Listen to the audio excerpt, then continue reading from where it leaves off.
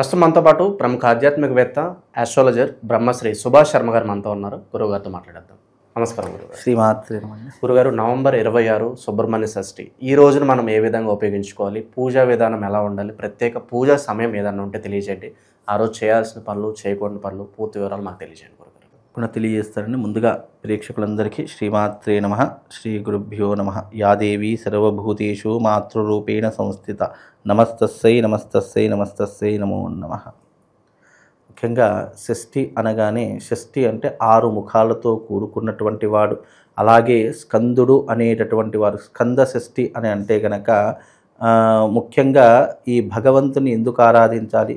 అసలు స్కంద షష్ఠి అంటే అర్థం ఏమిటి అంటే 6 ముఖాలు కలిగినటువంటి వాడు, 6 తత్వగుణములను కలిగినటువంటి వాడు, అలాగే 6 ముఖములతో ఉన్నటువంటి వాడు అనేటటువంటి దీని యొక్క ప్రధానమైనటువంటి ఉద్దేశం.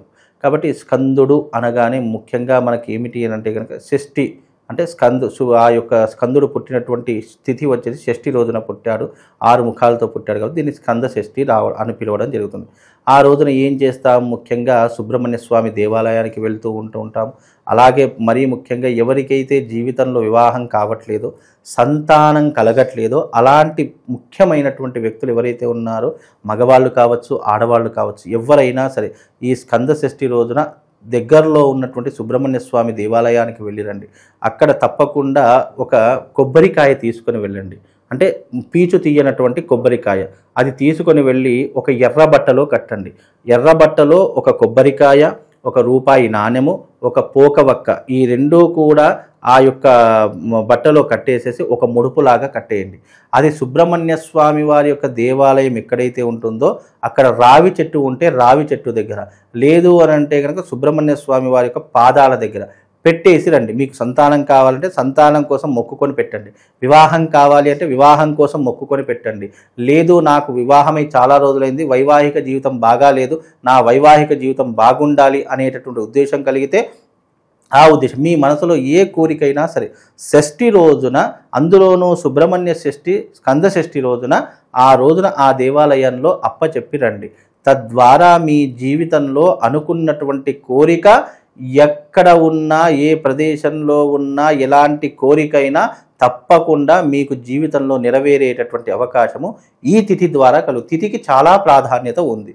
స్కంద షష్ఠి, సుబ్రహ్మణ్య షష్ఠి అనేటటువంటిది జీవితంలో ఎన్నో రకాలైనటువంటి నెగిటివిటీ ఎనర్జీని దూరం చేసుకోవడానికి, అలాగే పాజిటివ్ ఆరాని మనం వశం చేసుకోవడానికి, అలాగే మనం అనుకున్నటువంటి కోరికలన్నీ కూడా తీర్చుకోవడానికి ఈ సుబ్రహ్మణ్య షష్ఠి చాలా ఉపయోగపడుతుంది. ఆ రోజున అనేక ఆలయాల్లో ఎన్నో రకాల అభిషేకాలు జరుగుతూ ఉంటాయి, ఎన్నో రకాలైనటువంటి క్రతువులు జరుగుతూ ఉంటాయి, యజ్ఞ యాగాదులు జరుగుతూ ఉంటాయి.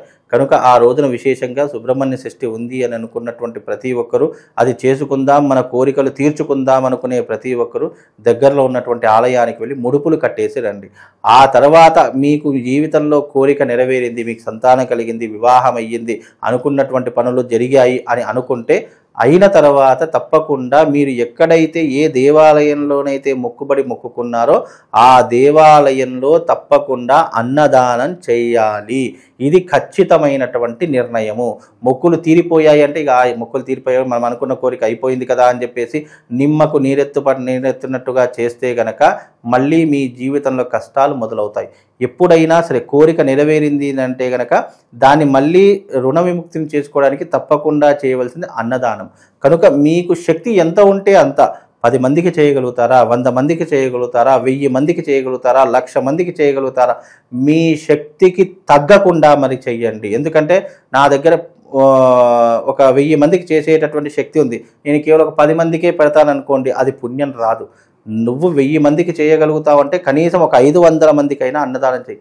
10 మందికి అన్నదానం చేసే శక్తి నీ దగ్గర ఉందంటే కనీసం ఒక 5గురికైనా అన్నదానం చేయు. దాని ప్రభావం వల్ల నీకు ఆ యొక్క పుణ్య ఫలితం మరింతగా రెట్టింపై ఆ భగవంతుడు ఇచ్చినటువంటి కోరిక నీ జీవితంలో నెరవేరుతుంది. కాబట్టి వివాహము, సంతానము, ఆర్థికపరమైన ఇబ్బందులు, అలాగే కుటుంబంలో ఉన్నటువంటి ఇబ్బందులు, ఇవన్నిటినీ కూడా తొలగించేటటువంటి గొప్పనైనటువంటి తిథి స్కంద షష్ఠి. అలాగే సుబ్రహ్మణ్య షష్ఠి మనం అనేక రకాలుగా పిలుచుకుంటాము.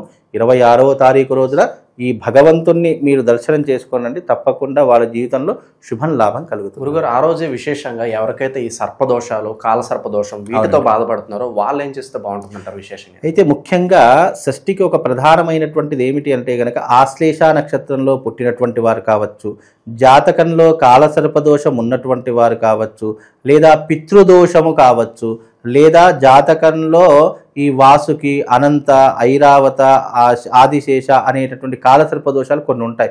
ముఖ్యంగా విశేషమైనటువంటి కాలసర్పదోషాలకు లేదా రాహుకేతు గ్రహాల యొక్క దోష నివృత్తి కొరకు ఈ సుబ్రహ్మణ్య షష్ఠి రోజున విశేషంగా పూజాది క్రతువులు చేసుకోవాలి అని శాస్త్రము.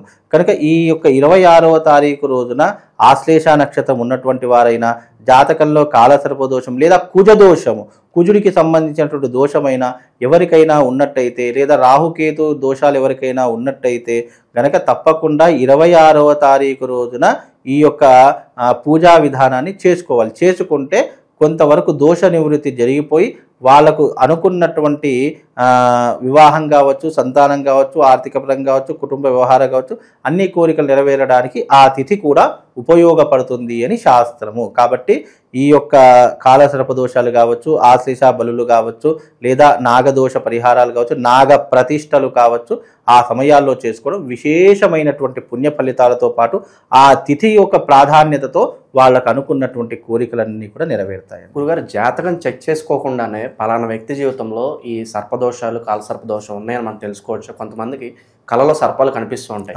కనిపిస్తే నిజంగా దోషం ఉన్నట్లే అంటారు ఎవరు? అట్లా ఉండదు. కళలో కనిపించేటివన్నీ దోషాలతో ముడిపెట్టామనుకోండి, అది మూఢనమ్మకం అయిపోతూ ఉంటుంది. కళలో కనిపించే, ఇప్పుడు కళలో పులులు కనిపిస్తాయి, సింహాలు కనిపిస్తాయి, లేదా చీకటి ప్రదేశాలు కనిపిస్తాయి, అనుకోనటువంటి అడవులు కనిపిస్తాయి, జలపాతాలు కనిపిస్తూ ఉంటాయి, పాములు కనిపిస్తూ ఉంటాయి, క్రూర మృగాలు ఇలా కళలో అనేక మన ఊహకు అతీతమైనటువంటివి ఎన్నో కనిపిస్తాయి. దానికి జాతకానికి ముడి పెట్టకూడదని శాస్త్రము. కాకపోతే ఏంటి అని అంటే కనుక తరచూ పాములు కళలో కనిపిస్తున్నాయి, తరచూ ఏదో ఒక సిచ్యువేషన్ నాకు జీవితంలో ఒక డార్క్గా కనిపిస్తూ ఉంటుంది, తరచూ నాకు ఒకే రకమైనటువంటి కళ వస్తుంది అనుకుంటే దానికి సింటమ్స్ జాతకానికి పొంతన వేసి చూడాలే తప్ప ప్రతిదీ కూడా జాతకానికి ముడిపెట్టకూడదు.